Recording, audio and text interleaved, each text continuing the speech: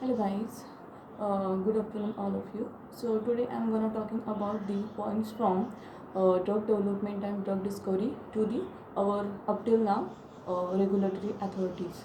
So in that the drug discovery and drug development, we find or identify the new entity as like a new molecule or drug substance which brings to the market. But after before that we bring to the market, we have to cross this clinical research, preclinical studies.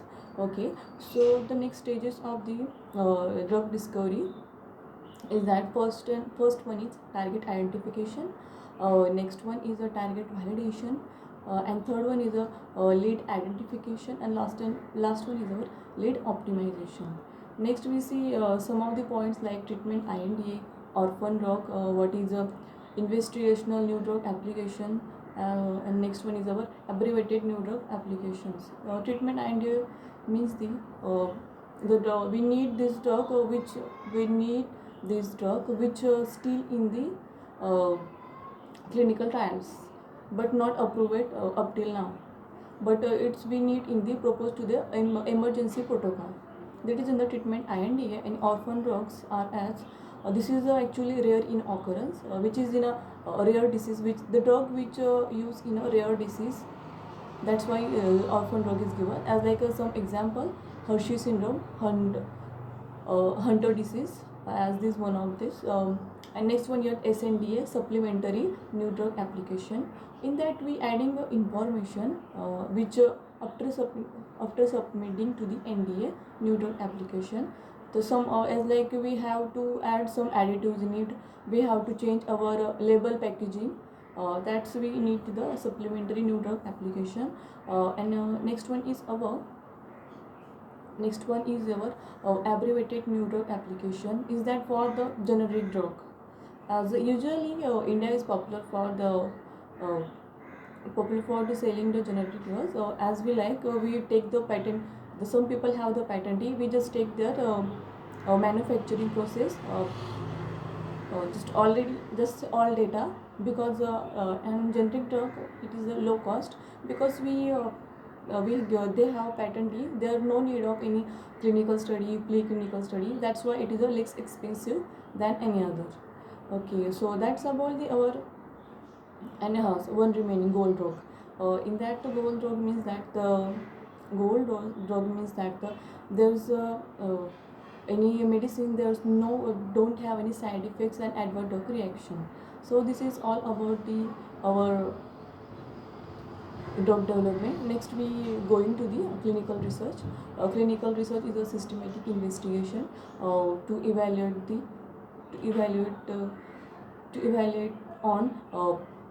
evaluate on the human subject, to check the new drug safety and efficacy.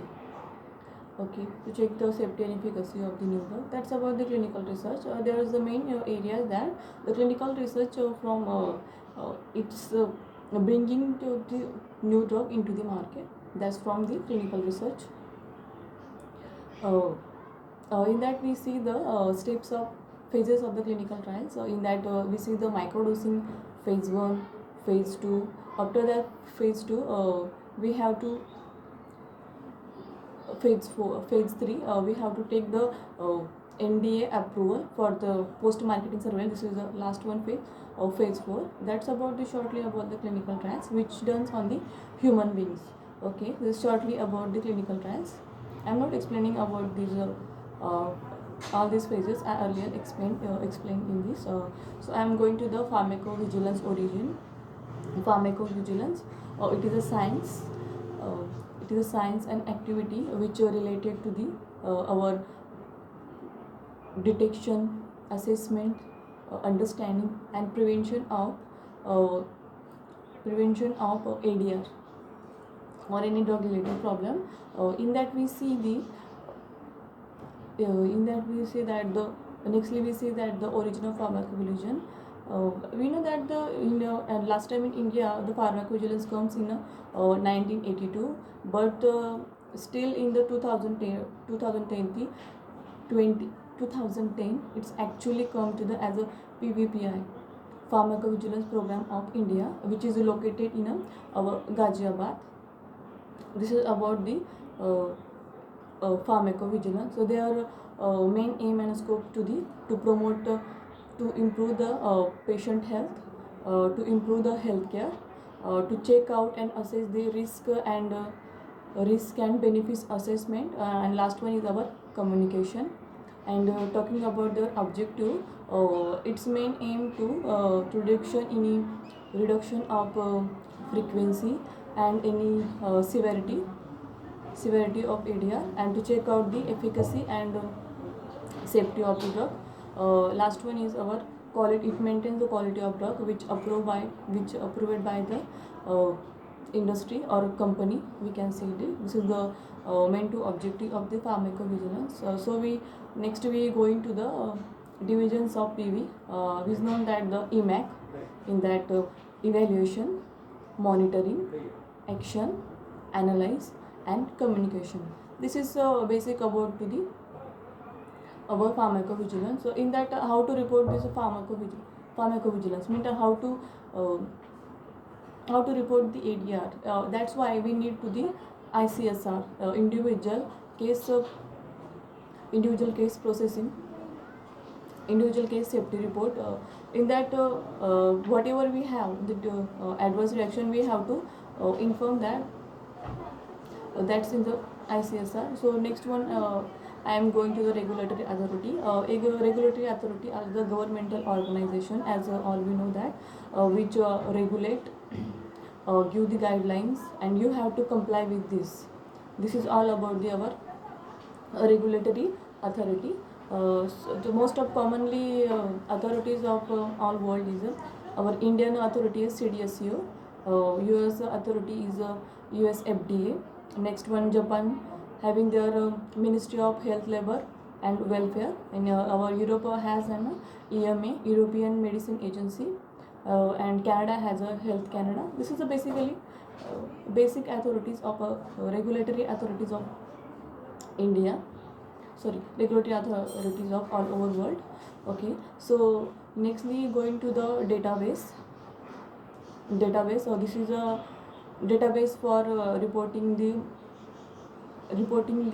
data, as like we have FAIRS, FDA's adverse event reporting system, but nowadays we are using the Vigibase and Argus.